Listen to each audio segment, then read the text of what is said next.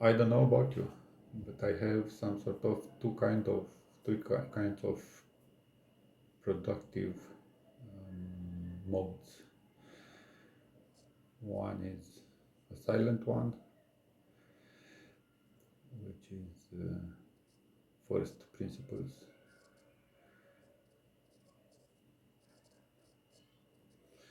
motivated,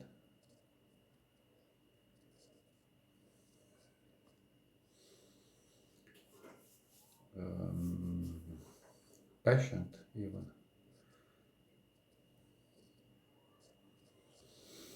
and I cannot say maybe not all the time, tunnel vision,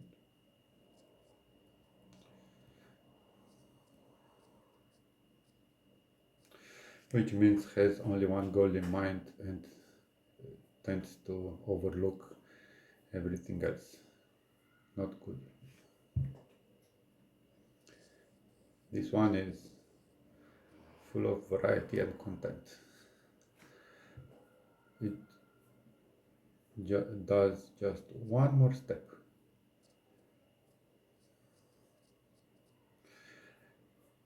for each of multiple projects.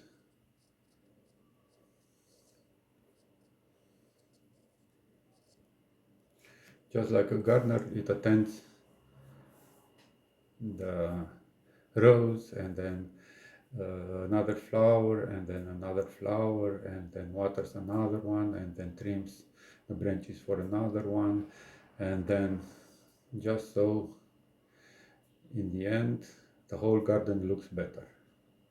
Both are useful and I cannot do them in the same time. What about you?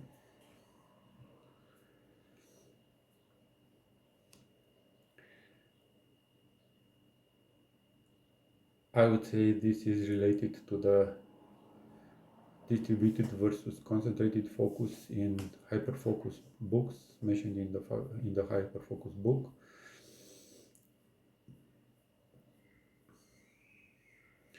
which says that you'd have a concentrated focus, which is exhaustible resource. When you write a book on or code some software for some hours and then you get tired, you cannot maintain the level of focus for a long time. And you better,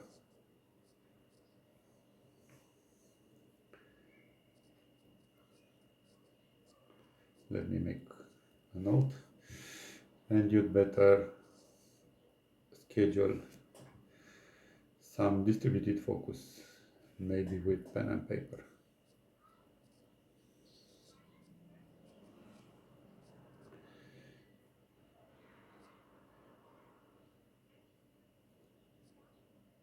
Thinking work,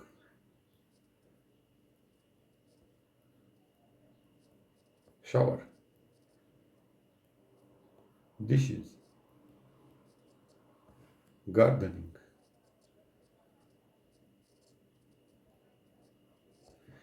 You'll pop up solutions. Take notes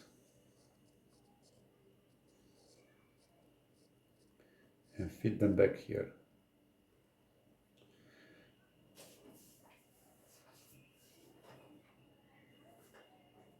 And I would say this is also related to uh,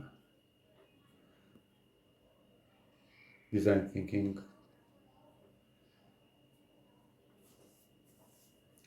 the distributed one, thinking, and maybe concentrated focus with a recipe for a solution for a problem,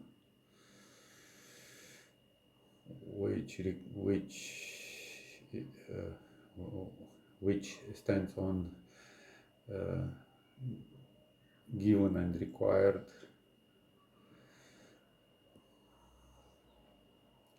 This one, I would say, it also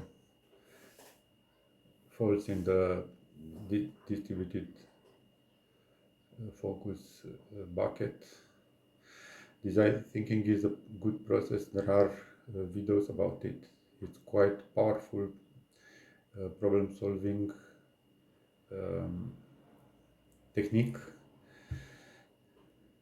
that um, employs creativity uh, and has a prototyping step.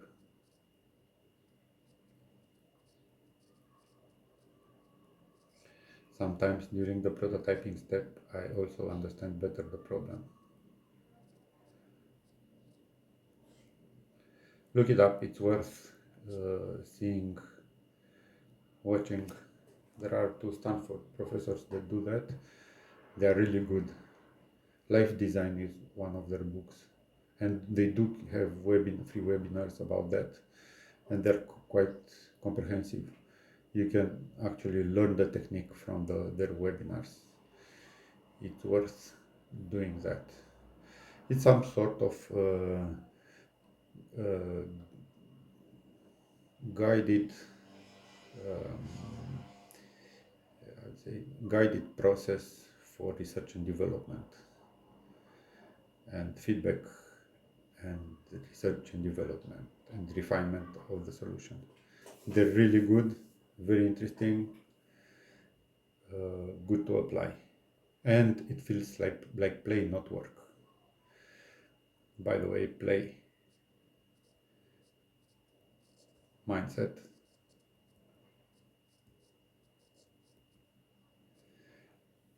All manuals use play for problem solving and learning. It's hardware supported. So do play whenever you have, whenever nobody's watching, and you'll be far ahead from people that are serious.